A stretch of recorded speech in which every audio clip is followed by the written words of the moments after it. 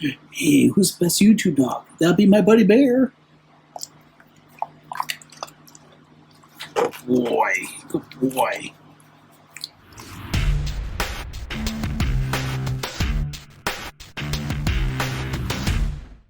Hey, welcome back to Tripod's Garage. What if I told you that you could get a direct drive conversion kit for your Ender 5 Plus for around $40? And to top it all off, that you won't have to do any type of calibration afterwards. I think I got your attention. Well, PRILINE.com got my attention with their claim as well. I purchased this kit for around $40. And in this kit, it has all the hardware you need to convert to a direct drive system. Now, you may be asking yourself, well, why do I need direct drive? Well, you may not. You know, I'm trying to just unlock the full potential of this Ender 5 Plus, be able to print any filament I want. The next filament I want to try to print is flexible print filament. So let's see if I can do that with this inexpensive kit. What I have to do is go ahead and take everything apart from the back, the extruder and everything, as well take apart the hot end again. Just took it apart on the last video. And there was someone that made a comment in the thread of that video saying, well, why did you leave it apart? You know that you're going to take it apart again. Well, I think someone saw a trend of where I was going with it. So, but you know what? Let's go ahead. We're going to go ahead and take this apart. And then I'm going to show you what's in the bag as we're starting to reassemble everything. Sound good? All right, let's get going. Nothing fancy here. It's just taking it all apart. If you want to reference how I take this apart, just go to my last video. But here at the carriage, we're just only going to remove and loosen, just actually loosen, the bottom wheel. And this is going to put enough slack on where we could actually do this and then take off the belts. It's a pretty easy process. No reason to assemble everything on the gantry when we can take it all off and it'll be a lot faster to assemble. Now that the gantry is nice and loose, all we have to do is slide the belt out the grooves on both sides and the gantry will come right off.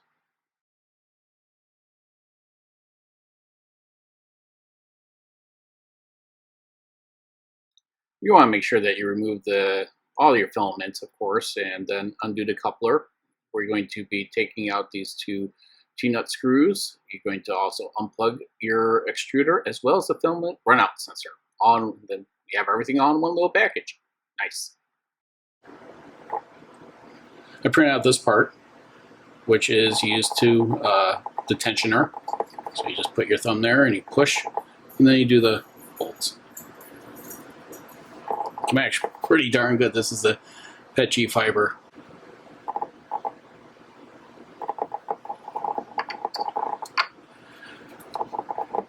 Couple extensions. Your mounting plate is threaded.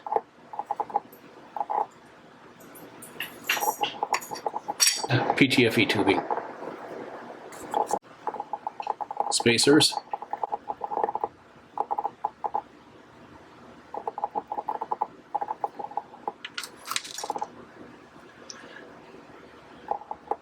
Cable management,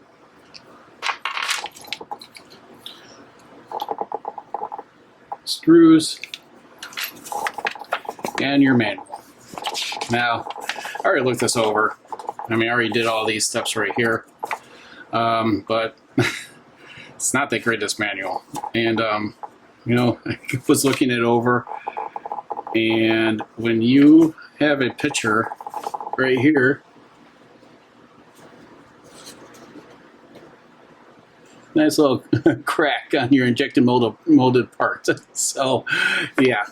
So we're going to actually, they're having you assemble everything basically on the gantry. I'm not doing it that way. I'm doing it everything off of it.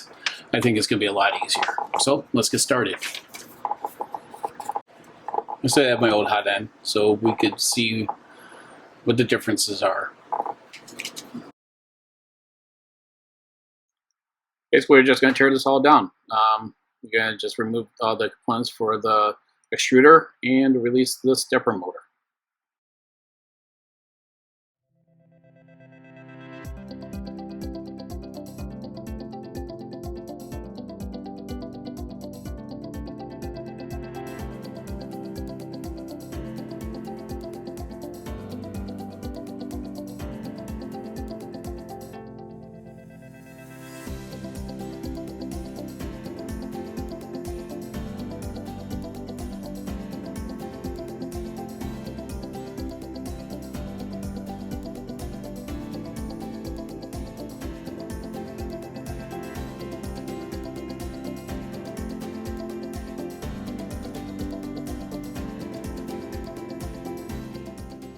This is basically why I went with this kit. You can see that this plate is basically the same size, it just has a little bit more height to it, and everything should just fit right on it. So what we're going to do is just remove the rest of these wheels and transfer them around to the new mounting plate.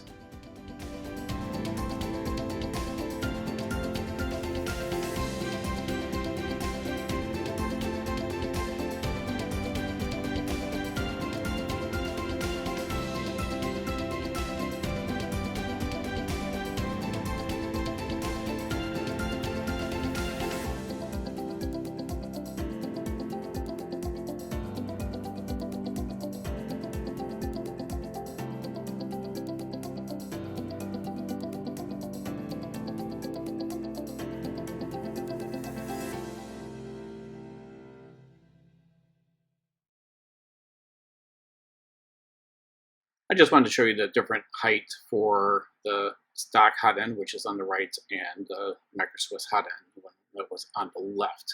So what I'm going to do is configure this for the all-metal Hotend of MicroSwiss. So let's go ahead and get this installed. Now you're going to want to reassemble your extruder, minus those two screws that you see on the right-hand side.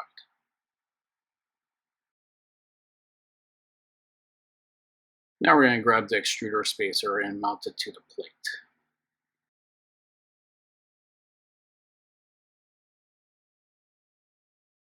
When attaching the extruder with the spacer, you want to make sure that the gear is facing towards your wheels. I know it seems kind of weird, but it's the way it's supposed to be. So just go ahead and make sure these are nice and snug.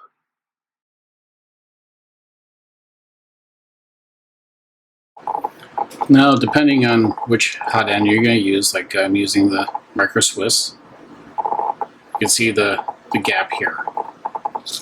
And if I go back to the stock, you can see that the gap is, I won't be able to use the coupler.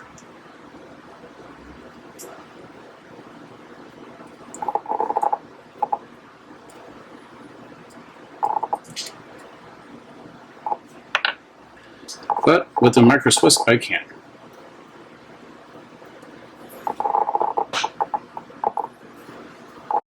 Now it's always best to have like a PTFE tube cutter. You can also find these on like Thingiverse that you could print and make.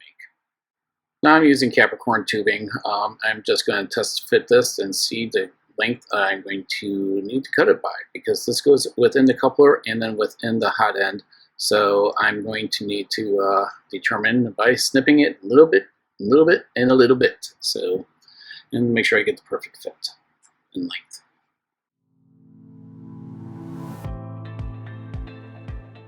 Now you're just going to insert the spacer and then insert your Hotend screws and just tighten them down. Now there's not that much thread, so you want to be careful. Not to just over torque them, because you don't want to strip these out.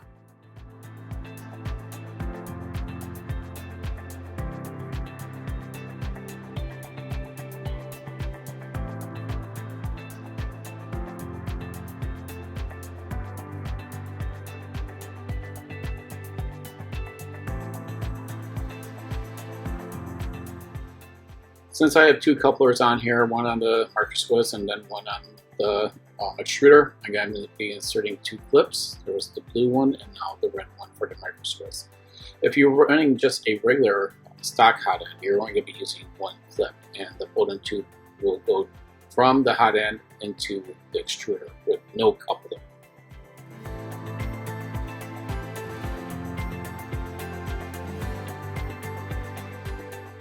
So one final side-by-side comparison from the factory Hotend to the all-metal MicroSwiss Hotend. So if you're going to be using it, the regular Hotend, you know what to expect for cutting the tube down to size. And plus the instructions tell you the length for using the stock Hotend.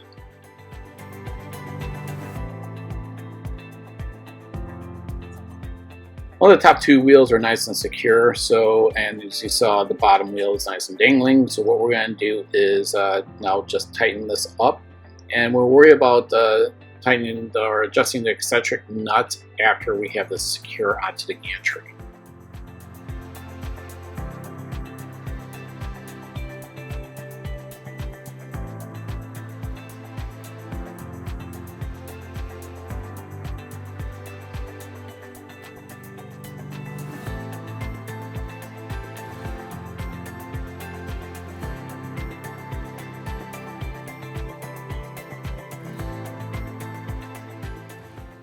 Now, the belt might be a little bit loose when you put this on. I know that mine was. So let's go ahead and fix the belt. And then once this is on, we can go ahead and then move the eccentric nut, tighten the eccentric nut, however you want to call it, and say it. And then we could get this plate nice and secure.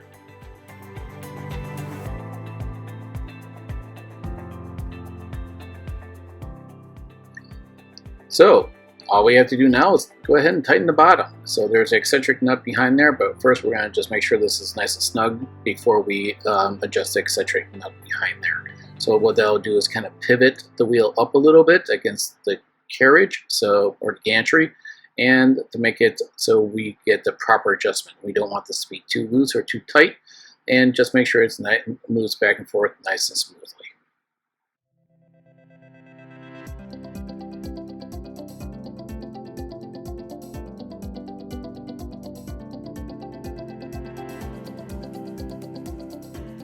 Now basically we're just reassembling. We're going to make sure that our heater block goes in, our thermistor was put into the hole and tightened down. We want to make sure that we don't over torque everything, because as soon as we, at least for the heater cartridge, we are going to make sure that this is torqued again after everything heats up. So let's go ahead and just assemble everything and heat it up and tighten everything down.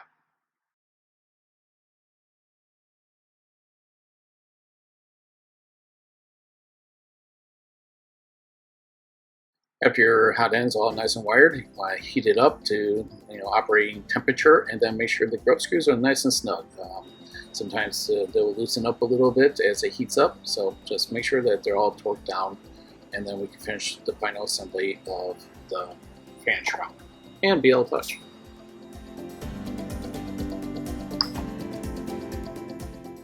After everything is torqued down, make sure you turn it off and everything is cooled down before you do the final assembly. Again, we're just going to now go in reverse and go ahead and put everything back together again.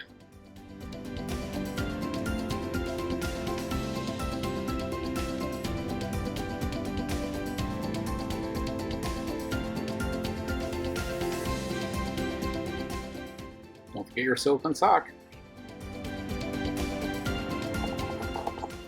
This is when we take out the extruder extension cables. Actually, I had used both of mine. What we're going to do is may differ for you, but the length seemed that I need to use both. So I'm going to attach it and then attach the other one, and then we're going to just do some cable management.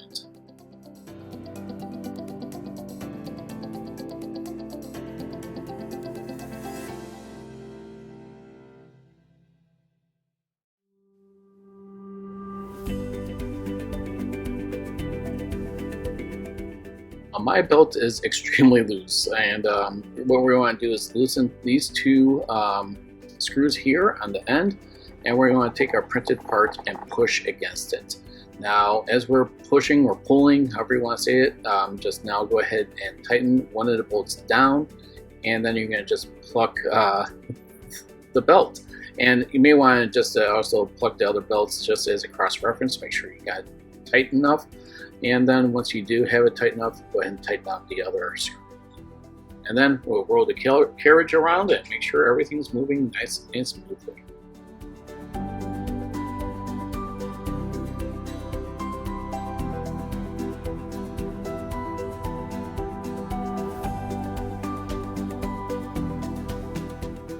Now we're going to do some cable management. We're going to take the screw out of the top of this extruder motor, and we're going to replace it with one of the longer screws that came with the kit. And we're going to insert it with one of the plastic molded parts. This will help with the cable management. So we're going to put this in and tighten it down, and then we can go ahead and start zip tying and getting all of our cables managed and looking halfway decent.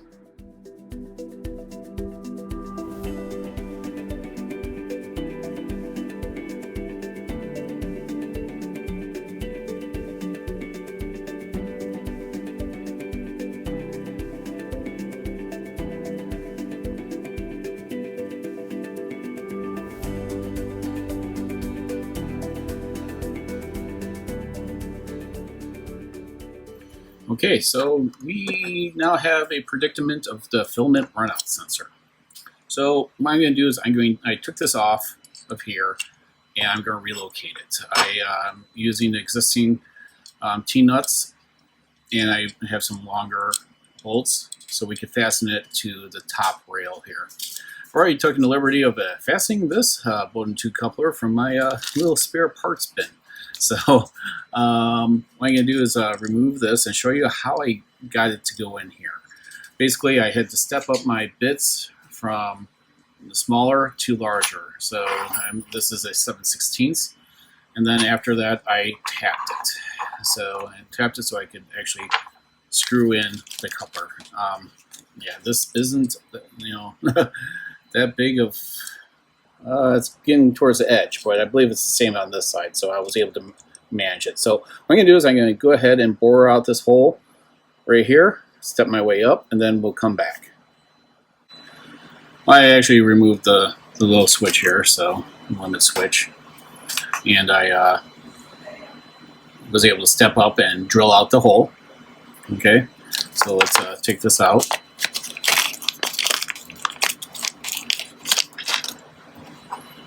And as you see, I mean, you could try to tap it, but no, we're not going to do that.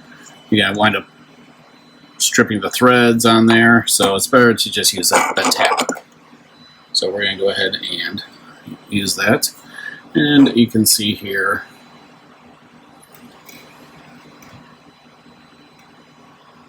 this is a 1/4 inch. So the key to this is backing up and then going back in.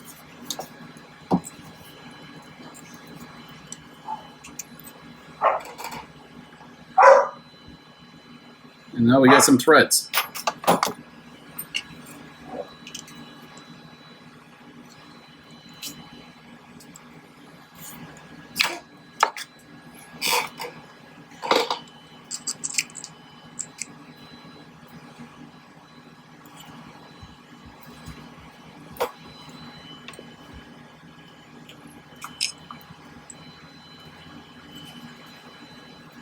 There we go. By adding these couplers, I'm actually solving a couple of things here. First, I am creating a better guide for the filament to go through. I'm reducing the wear of the housing for the filament runout sensor, because as the filament drags across this housing, it will actually etch and, you know, basically wear out the edges. So by doing this, we are creating a strain relief, and we are creating a guide for the filament to go into the filament runout sensor. I think once you see it in place, it'll make more sense. Now we're going to just insert like a 6-inch piece of tubing in the bottom here, and don't forget your little retaining clip so it doesn't back out. It's not like this is going to be under any type of load or anything, so honestly the clip doesn't need to be in there. So let's go ahead and mount it so you can see what it looks like, and hopefully it'll make more sense afterwards. This is what the filament sensor looks like installed. Going from the spool up and then through another tube, through this sensor and up and through, and then into the direct drive. Again, it's now has a nice cleaner path, and what that tube does is create a strain relief and also keeps the filament from off spooling. You will need to redo your Z offset and re-level the bed. So everything's nice and configured and ready, let's kick off some test prints. We'll do some PETG, some TPU, and some PLA. Let's really kick the tires on this thing and see what it can do.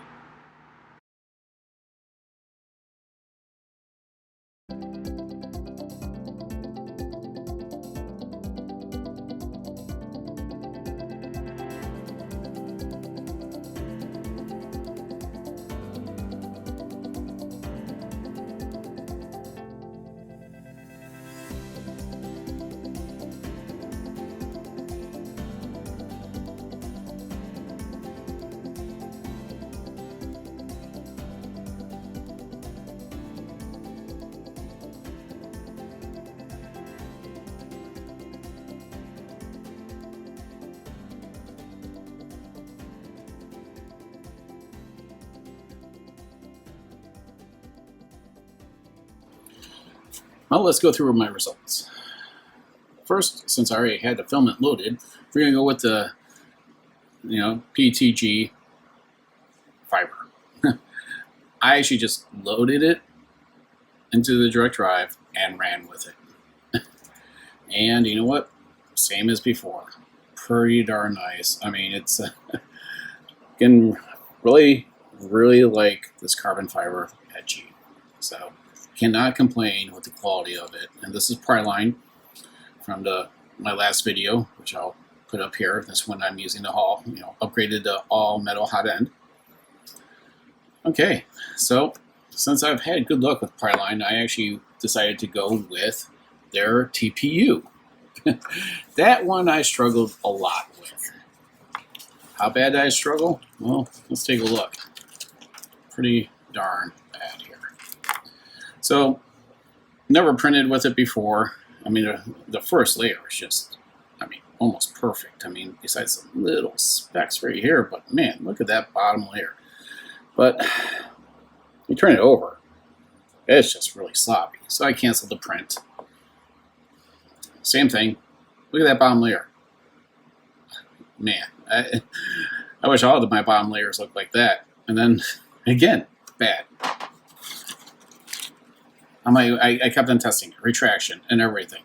And since I had an all metal Hotend, I'm like, okay, you got to boost up the temperatures. Well, it's the range for this one's 190 to 210. So I was doing 225. Well, lo and behold, it wasn't any of the retraction because I, went from none to 3 on all these. So I'm like, well, at one time my nozzle clogged. Like, you know what? Maybe it's the temperature. So I brought it down to 210. And that's when I got this benchy. Now, I know you're saying it doesn't look that great, but actually it's not that bad. For a TPU, okay, not that bad at all. This was with 0 retraction. You definitely get some blobs here and there. And so I said, okay, let's just do a 1 retraction. And did a couple more. And this was actually the best at number 1. And you know what?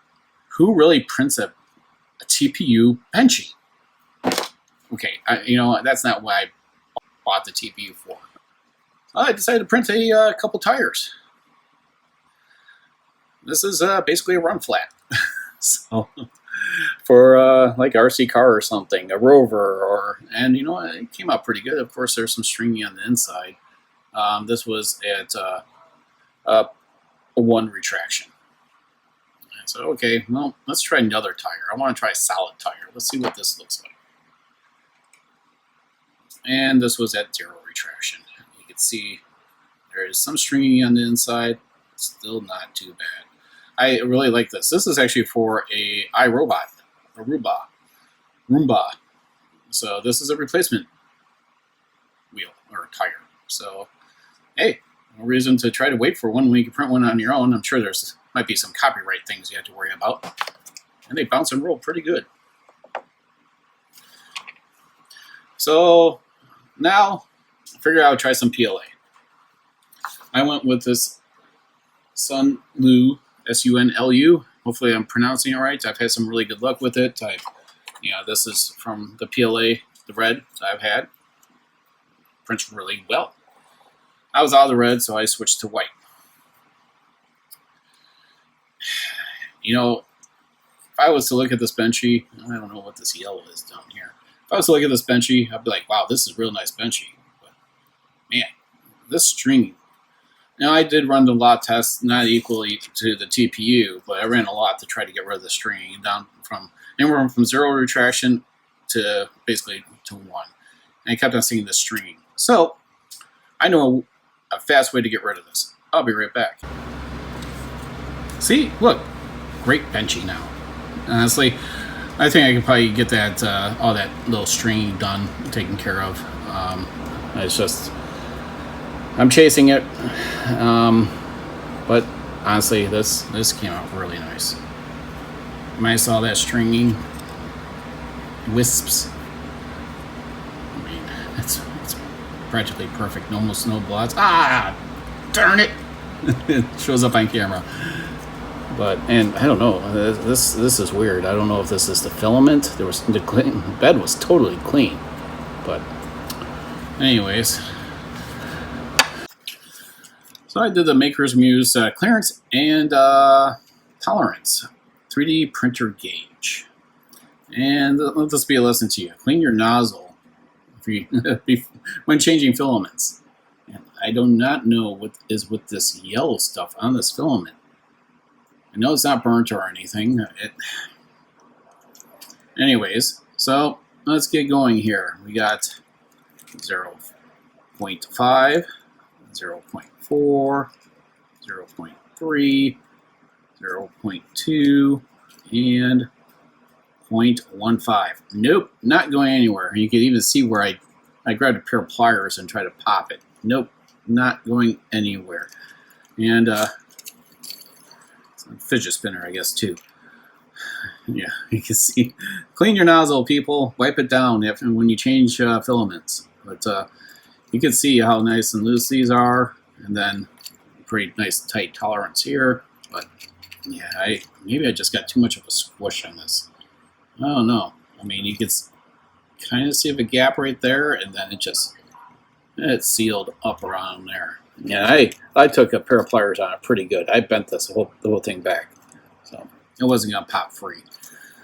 But not too bad. I think I could get that 0.15 to unlock, not by force, but by doing a little bit more calibrations. So what are my final thoughts on this cheap direct drive kit? So by printermods.com. Well, let's go and take a look.